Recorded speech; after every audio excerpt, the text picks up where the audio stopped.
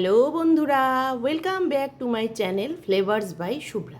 আজ তৈরি করব মুগ পোস্ত। মুগ পোস্তটা তৈরি করতে লাগছে মুগ ডাল আমি ওভারনাইট ভিজিয়ে রেখেছিলাম। লাগছে আদা কাঁচা লঙ্কা আর মুগ ডালটা একসাথে বেটে নেব। আর এইভাবে ঝিঙা গোল গোল করে একটু কেটে নিয়েছি।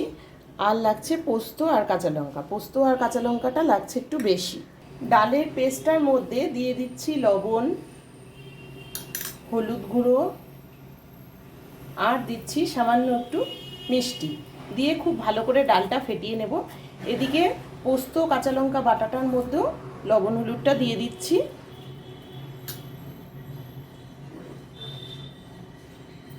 এবার ভালো করে আমি ডালটাকে ফেটিয়ে নেব।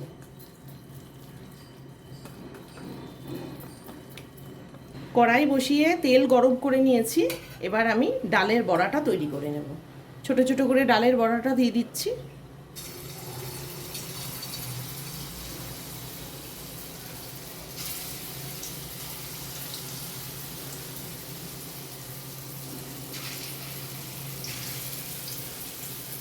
বড়াটা কিন্তু খুব ভালো করে ফেটাতে হবে, তাহলে বড়াগুলো ফুলবে।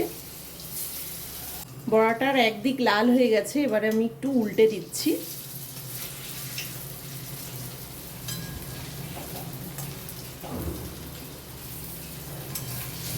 দুপাশ ভালো করে ভাজা হয়ে গেছে, এখন আমি তুলে নেব।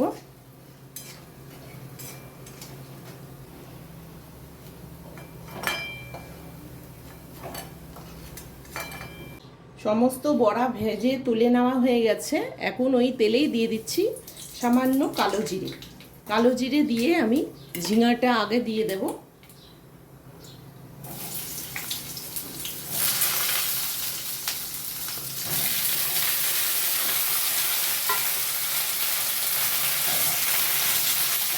ঝিঙেটা অল্প নাড়াচাড়া করে একটু আমি ঢেকে দেব, কিছুক্ষণ হতে দেব।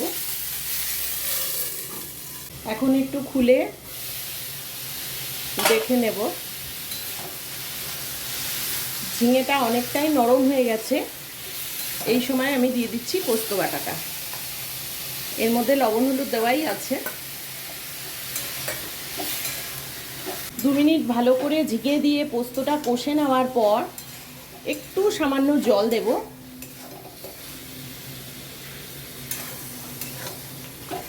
তারপরে দিয়ে দেব মুগ ডালের বড়াটা।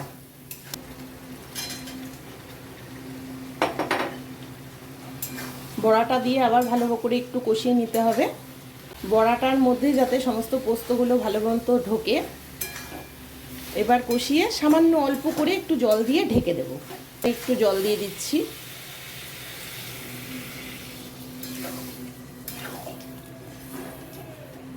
আর দেব 2টো কাঁচা লঙ্কা দিয়ে একটু মিষ্টিও দিয়ে দিচ্ছি। হিটটা কমিয়ে দিয়ে ঢেকে দেব। 5 মিনিট পর আমি একটু খুলে দেখে নেব।